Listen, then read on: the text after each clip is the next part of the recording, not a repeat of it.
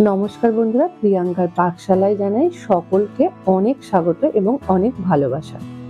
বন্ধুরা, আমার আজকের রেসিপি হলো সকলের অত্যন্ত প্রিয় street food chicken momos recipe.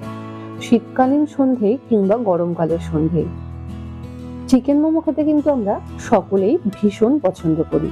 আর আজকে আমি তোমাদের সঙ্গে শেয়ার করব সম্পূর্ণভাবে পাহাড়িয়ান পদ্ধতিতে তৈরি chicken momo recipe.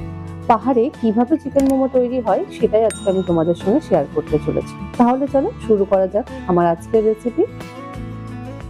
Chicken momos বানানোর জন্য আমি এখানে নিট 1 কেজি পরিমাণ পেঁয়াজকে চপ করে কেটে রেখেছি। এগুলো কিন্তু সাইজে খুব বেশি বড় হলে চলবে না। আর নিয়েছি 2 টেবিল পরিমাণ আদা, সেটাও চপ করে নিয়েছি। আর নিয়েছি 200 গ্রাম পরিমাণ বাটার এবং নিয়েছি 300 গ্রাম পরিমাণ চিকেন। সেটাকে কিমা করে খুব ভালো মতো ধুয়ে জল ঝরিয়ে রাখা আছে। আর আছে 300 গ্রাম পরিমাণ ময়দা। এবং স্টাফিংটা বানানোর জন্য আমি পেঁয়াজগুলোকে একটা পাত্রে ঢেলে নিলাম। এরপরে আমি এখানে দিয়ে দেব কিমা করে রাখা চিকেন। এটাকে কিন্তু সম্পূর্ণভাবে জল ঝরিয়ে নেওয়া আছে। আর দিয়ে দিলাম এখানে 2 টেবিল পরিমাণ মতো আদা চপ করে রাখা। আর দিয়ে দিচ্ছি স্বাদ মতো লবণ এবং এরপর অ্যাড করে দেব 200 গ্রাম পরিমাণ বাটার। পাহাড়িয়ান স্টাইলে নেপাল, সিকিম, দার্জিলিং এ যেভাবে পাহাড়বাসীরা তাদের অথেন্টিক স্টাইলে মোমো বানায়, আমি সেটা দেখেছি। আমি স্টাফিংটা কিন্তু তাদের মতন করেই করার চেষ্টা করেছি। আমি কিন্তু এখানে এক্সট্রা কিছু আর অ্যাড করিনি। তারপরে এই সমস্ত ইনগ্রেডিয়েন্টস গুলোকে আমি খুব ভালো করে মাখিয়ে নেব। মাখানোর পর আমি একটা ঝাঁঝরি থালের মধ্যে এটাকে রেখে দেব। যদি সামান্য পরিমাণ জল বার হয় তাহলে কিন্তু জলটাকে বার করে দিতে হবে। স্টাফিংটা কিন্তু এরকম শক্ত করেই রাখতে হবে, নইলে কিন্তু মোমো করার সময় অসুবিধা হবে। এরপর আমি ময়দাটাকে মাখিয়ে নেব। এর জন্য দিয়ে দিলাম স্বাদ মতো লবণ। এরপর অল্প অল্প করে জল দিয়ে একটা শক্ত মন্ড আমি তৈরি করে নেব। ময়দাটা কিন্তু খুব নরম করে মাখলে চলবে না, তাহলে কিন্তু মোমো করার সময় ছিঁড়ে যেতে পারে। এরপর এটাকে 20 মিনিটের জন্য আমি রেস্টে দেব। তারপরে 20 মিনিট পর আমি আবারও ফিরে আসলাম। এবার তোমাদেরকে দেখাচ্ছি, দেখো কতটা শক্ত করে ময়দাটাকে মাখা হয়েছে। এরপরে চলে যাব রান্নার পরবর্তী ধাপে। দেখো আমি কয়েকটা মোমো তৈরি করেও রেখেছি। আমি এই যে স্টাইলটা দেখালাম, এই স্টাইলে প্রথমে আমি একটা মোমো বানিয়ে তোমাদেরকে দেখাই। তার জন্য ছোট করে কিন্তু লেচিটাকে নিতে হবে, নইলে কিন্তু মোমো মোটা হয়ে গেলে কিন্তু শক্ত হয়ে যাবে। তারপর এটাকে একটা লুচি শেপে বেলে নিতে হবে। এরপর এখানে আমি যে পুরটা বানিয়ে রেখেছি সেই পুরটাকে কিন্তু অ্যাড করব। পুরটাকে দিয়ে মোমোর আকারে এটাকে কিন্তু আমি রেডি করে নেব। পুরটাকে খুব ভালো মতো দিয়ে নিলাম। এরপরে দেখো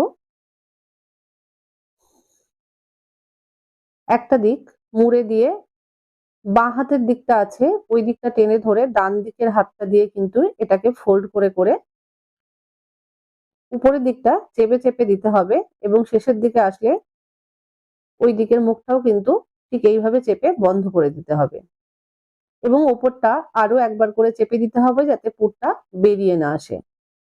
দেখো একটা মোমো রেডি হয়ে গেছে এবং আমি আর একটা শেপের মোমো তোমাদেরকে করে দেখাচ্ছি। তার জন্য লেচির সাইজটা কিন্তু একটু বড় হতে হবে। এরপর এটাকেও কিন্তু আমি লুচির আকারে বেলে নেব। মোমো শেপ দেওয়ার সময় ওপরটা যদি মোটা হয়ে যায় তাহলে কিন্তু ওটা খাওয়ার সময় শক্ত হয়ে যায় এবং ওটা ভালো লাগে না। তাই লেচিটা যতটাই পাতলা হবে মোমো কিন্তু ততটাই ভালো হবে। ঠিক একই পদ্ধতিতে একটা দিক মুড়ে নিলাম। এরপরে কিন্তু এই মোমো স্টাইলটা হচ্ছে দুটো দিক থেকেই টেনে নিয়ে একটা করে ফোল্ড করে খুব ভালো মতো মাথাটাকে চেপে দিতে হবে এবং শেষে আরো একটা ফোল্ড করে ঠিক এইভাবে মাথাটা মুড়ে দিয়ে তারপরে দুটো দিককে একসঙ্গে জোড়া লাগিয়ে এটাকে আবার ফোল্ড করে মুড়ে দিতে হবে। তাহলে কিন্তু এই স্টাইলে মোমোটা তৈরি হয়ে যাবে। এরপর এটাকে আমার স্টিমে দেওয়ার জন্য রেডি করতে হবে। তাহলে চলো এবার মোমোগুলোকে স্টিমে বসানো যাক। তাই মোমো কুকারে আমি প্রথমেই একটু অয়েল ব্রাশ করে নিলাম, তারপরে মোমোগুলোকে এক এক করে এখানে আমি সাজিয়ে দেব। আর স্যুপটা কিন্তু আমি আগের থেকেই রেডি হতে দিয়েছি। দেখো মোমোগুলো আমার সাজানো হয়ে গেছে আর এই যে স্যুপটা হচ্ছে, তো সেখানে আমি মোমো কুকারটা বসিয়ে দিয়ে স্টিমের জন্য ঢাকনা দিয়ে দিলাম। তারপরে 25 থেকে 30 মিনিট ধরে কুকড হওয়ার পরেই তৈরি হয়ে গেল আমার আজকের এই চিকেন মোমো। এটা আমি পাহাড়িয়ান পদ্ধতিতে দেখানোর চেষ্টা করেছি। আমার আজকের এই রেসিপিটা তোমাদের কেমন লাগলো অবশ্যই কমেন্ট বক্সের মাধ্যমে জানাতে ভুলো না।